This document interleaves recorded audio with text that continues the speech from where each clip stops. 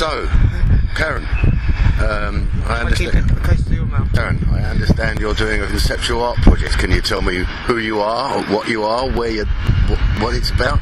Yeah, actually, my name is Karen, but I'm also known as the Arm 909. The Armed 909. Yeah. It's a funny name. Why?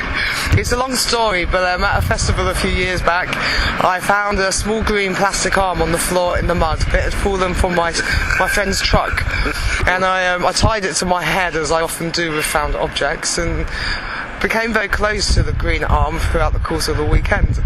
So you adopted it? I did adopt it, and it scratched my eye and everything. And in the early hours of the morning on Monday, I was dancing, and I knew I'd lost the arm, and I had lost the arm. And I searched and searched. Many people got worried about me because I was looking for my small green plastic arm. Found attached to his arm. And the following day, a good friend of mine, Bridget, who lives in New Zealand, she happened to find the arm. So the arm came back, and thus became known as the Arm 909. Oh, she didn't charge you for it then? She didn't charge me Wasn't for an it, arm no. sale. I have a confession though. Last summer I did lose the arm again, And so I am now the unarmed 909. in what though did that inspire you, the Armed 909? It inspired me. It reminded me of the pleasures of friendship, and of looking and finding and reusing and being kind. And so all things inanimate and animate. Was that the inspiration behind this exhibition you're doing now? Not really the inspiration, but the kind of name has grown force, because what I'm doing, I do work as an individual artist, but I'm very much in keeping with the whole of humanity. So I consider myself the representation of a large group of like-minded individuals. So, where are we now? Now we're in Old Palace Yard, which, with the kind legal permission of the Metropolitan Police Force, is my studio. Every Excellent. Tuesday afternoon throughout March, between the hours of 1 to 4. So, are you expecting many people to come, or are you just documenting it on film?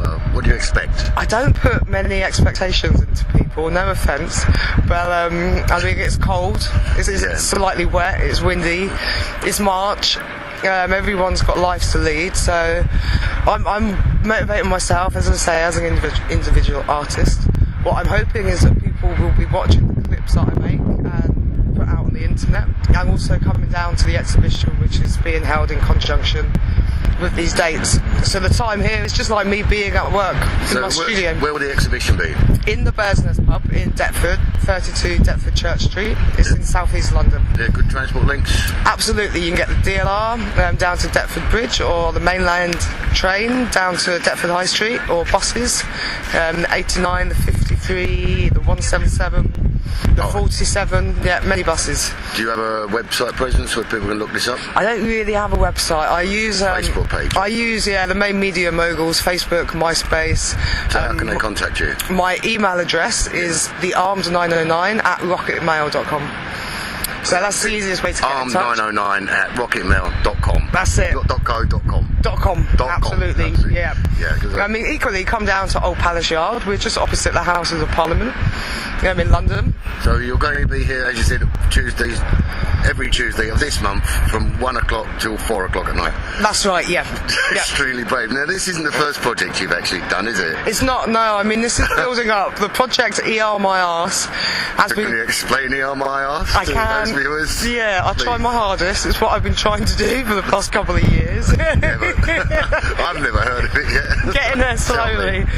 ER My Arse is a series of gifts made out of recycled materials for influential people around the world. Will they accept these gifts? Well, hopefully they will do. I've always been raised to, it's impolite to not accept gifts, so hopefully we've got some similar standards going on.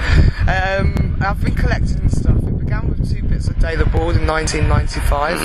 I always knew I'd build a Victorian-esque style building, cut out words on the walls to do with education, and illuminate the building from the inside.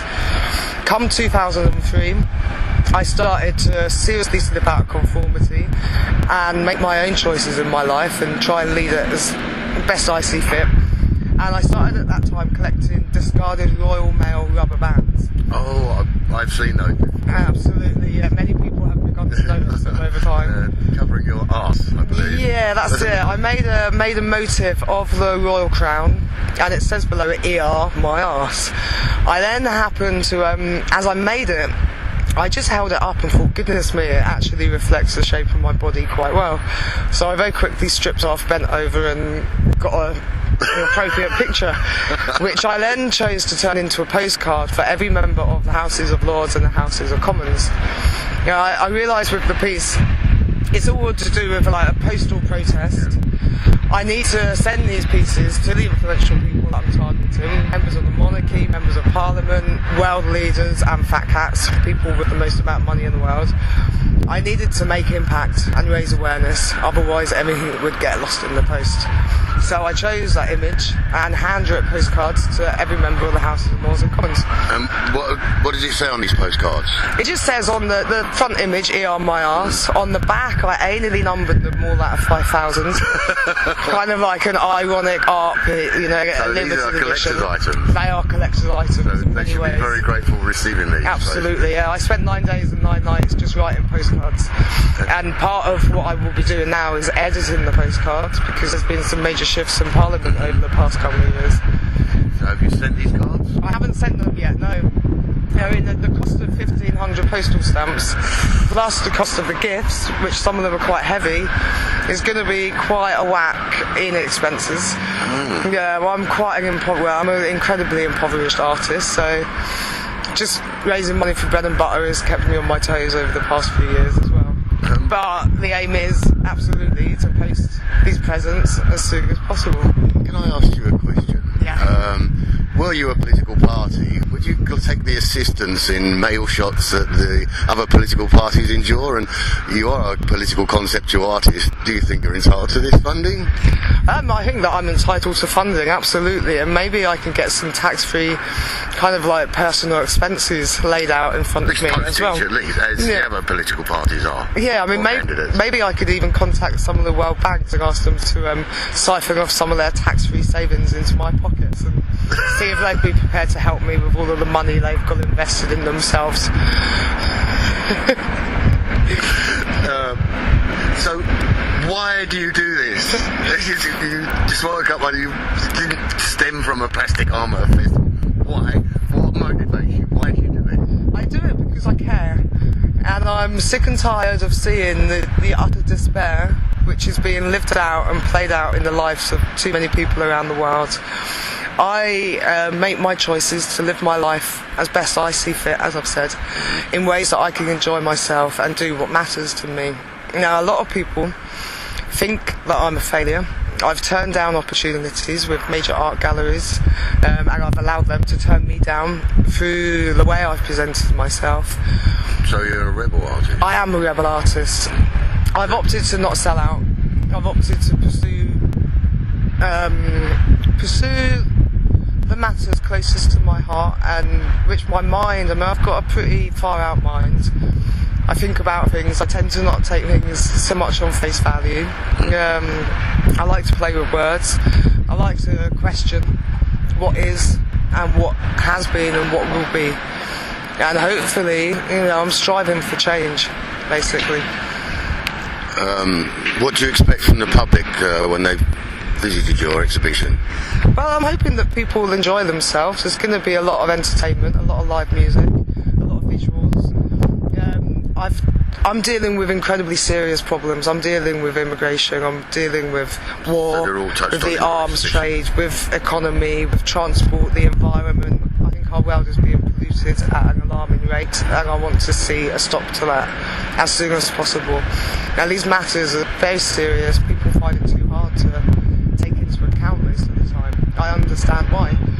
I'm going about it tongue-in-cheek, arse over tit, quite literally, and hopefully allowing a lighter air of humour to penetrate what is the downright disgusting matter-of-factness.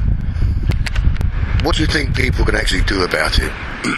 People, I think they can just be prepared to stand up and have their say. There's one thing to whinge and gripe and complain about issues, and we can all do that 9 to 5 and onwards. But to actually make a stand and try and be proactive in some way is a step above the rest. And we're seeing it happening around the world at the moment. Peaceful demonstrators are taken to the streets of many countries and they're saying enough is enough. They're getting shot, they're getting fired at, they're getting beaten up, they're getting downright murdered. It's wrong. We shouldn't be living our lives gripped by fear. We should be living our lives gripped by a sense of freedom and will to motivate ourselves and others in the meantime to find better ways of living. I don't think we were created to be destroyed. I think we were put here to carry on that continuation of creation. People who keep your stand up, sorry, you might run out of focus a bit. People say, yeah, they all want those sort of things, but it's not difficult, is it, for people to actually change their attitudes to life? And what simple things can they do, that make a big difference? I think, first of all, for me, what makes a big difference is appreciating the world around me. I get my greatest pleasure through light. The simple aspects of light thrills me no end. Hence my addiction to cameras and photography. Living inside a camera. Do you want to explain that? Yeah. How you live inside a camera, how does that work? Well, when I opted to kind of like unconform myself, I had enough of having jobs I didn't want to do in order to have a roof over my head that I was never under because I was always at work. I opted to buy a truck and live in a truck and make my dream of being able to travel as an artist more of a reality. I turned that truck into a giant camera and thus I'm a landscape artist, taking large pinhole photographs of the environment around me. It sounds amazing. So, I think first of all, people find something that you love. Find something with which you can create. I mean, it could be baking, it could be dancing, it could be making music, it could be writing, it could be teaching, it could be so many things. Just freedom of expression. Yeah. When I get sad, I go out and I get loads of salad and I prepare a salad and I feel better. By the time I've eaten it, I feel great. Is your camera van going to be at this exhibition? It's going to be parked out back, yes. So people can actually see this? I think I might open up a day where I invite people to come along and have a look. Yeah. The exhibition opens this Sunday and rolls and evolves through till the first Sunday of April. So, as well, I look forward to it. Yes, absolutely. I want to see this amazing camper van. You're always welcome. Camera van. Camera van. Yeah, you're always welcome. Well, so I'm going to be here every Tuesday, so the 8th, the 15th, the 22nd and the 29th. 8th, 15th, 22nd, 29th of March. Yeah, 2011. I'm going to be carrying out a series of conceptual art happenings, all politically and socially inspired and oriented, but in keeping with the fact that I'm an artist. And the exhibition will be a documentary narrative of everything I have done and everything I am doing. Are you going to be there doing the narrative? Yes, I will be performing. So people can actually meet you in the flesh if they want to come along and see. Yeah. My work has developed over the past few years into singing and songwriting. So I'll be performing some stuff. There's going to be a host of other musicians, all like-minded spirits, giving their best on the stage. There'll probably be a fair bit of pranking about, and a lot of film clips and photography offered by Visibly Shaken and myself, the Arm 909. Excellent. Yeah. Anything else? What would you like me to ask you? How do you like your tea? We haven't got any. You got tea? I should have bought. I was going to make a flask, but I couldn't. I'll remember one next time. I just wondered whether you were talking. Was that long enough, or was it too long? I think that's it. Yeah. I think that's right. Anything missed out? I think so.